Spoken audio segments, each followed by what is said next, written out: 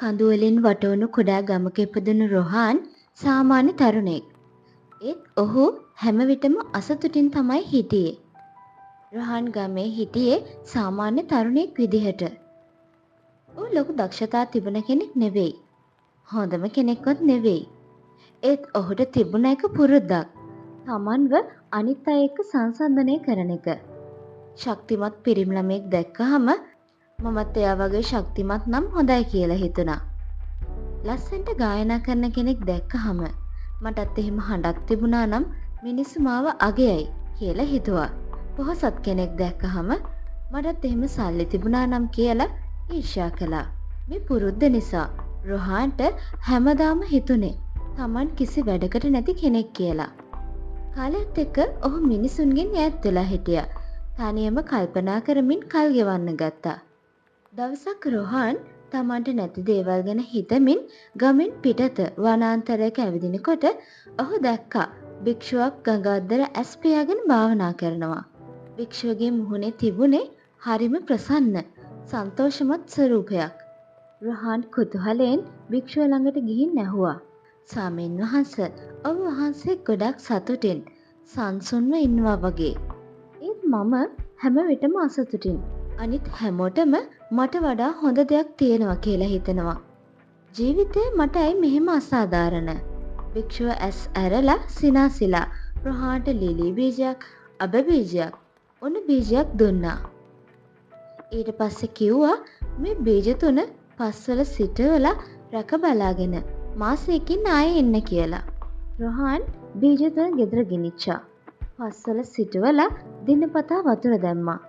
ඔහු උනන්දුවෙන් බලන් හිටියා ඒව වැඩිනවද කියලා. මාසයකට පස්සේ ඔහු ආයි භික්ෂුව ළඟට ගියා. ඔහු කිව්වා, "ස්වාමීන් වහන්සේ, ලිලි බීජය පැලවෙලා, ලස්සන මල් ගහක් වෙලා, අබ බීජයත් පැලවෙලා, ඒ තාම කුඩයි. නමුත් උණ බීජය තාම වැඩිලා නෑ" කියලා. භික්ෂුව සංසුන්ව හිස නමලා ඇහුවා, "එතකොට ඔයා හිතන්නේ උණ බීජය නිෂ්ඵලද?" රොහාන් ටිකක් හිතලා කිව්වා, "සමහර විට ඒකට වැඩෙන්න තව කාලය ඕන වෙන්න ඇති." භික්ෂුව සිනාසිලා කිව්වා, "ලිලි මල් ඉක්මනින්ම පැලවෙනවා. ලස්සන ගෙන එනවා. අඹගසට ටිකක් වැඩි කාලයක් යනවා. ඒත් එක දවසක රසවත් පළතුරු දෙනවා. උණ ගසට වසර ගණනාවක් යනවා බිම යට මුල් ශක්තිමත් කරගන්න. ඒත් නියම වෙලාව ආවම ඒක උසටම වැඩෙනවා. අනිත් හැම දෙයකටම වඩා ශක්තිමත් වෙනවා.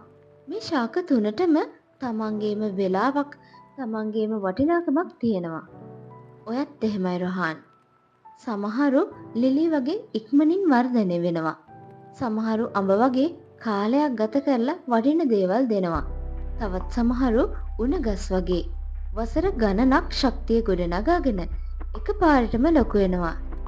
ඒත් හැමෝටම තමන්ගේම මගක්, තමන්ගේම අරමුණක් තියෙනවා. අන්න ඒ නිසා ඔය අනිත් අය එක සංසන්දනය කරන එක නවත්තන්න. ඔයාගේම ගමනට ඉඩ දෙන්න. ඔයාගේ වෙලාවත් එක දවසක එයි. එදා ඉඳන් රොහාන් තමන් අනිත් අය එක්ක සංසන්දනය කරන එක නතර කරා. ඒ වෙනුවට ඔහු තමන්ගේ ශක්තියින් හඳුනාගෙන ඒවා වැඩි දියුණු කරන්න ගත්තා. ඊර්ෂ්‍යාවෙන් තොරව තමන්ගේ ගමන ගැන විශ්වාසය තිබ්බා. ඔහු තේරුම් ගත්තා උණ ගස වගේ තමන්ගේ වෙලාව එනකම් ඉවසිමින් බලන් ඉන්න ඕනි කියලා. මේ සෙන් කතාවෙන් අපිට ඉගෙන ගන්න පුළුවන් ජීවිතයේ ලොකුම පාඩම. අපි එකිනෙකා එක්ක සංසන්දනය කරනවා වෙනුවට අපේම මග ගැන විශ්වාස කරන්න. එතකොට අපේ වෙලාවත් එයි. ඔයාලත් රොහාන් වගේ අනිත් අය එක්ක සංසන්දනය කරනවද? කමෙන්ට් එකකින් කියන්න. ඔය ජීවිතේ ඉහළට යන්න සාර්ථක වෙන්න කැමති කෙනෙක් නම් අදම මගේ channel එක subscribe කරලා එකතු වෙන්න. ජීවිතේ හැඩගස්වා ගන්න උදව් වෙන මේ වගේ වැදගත් කතාවකින් හමු වෙමු.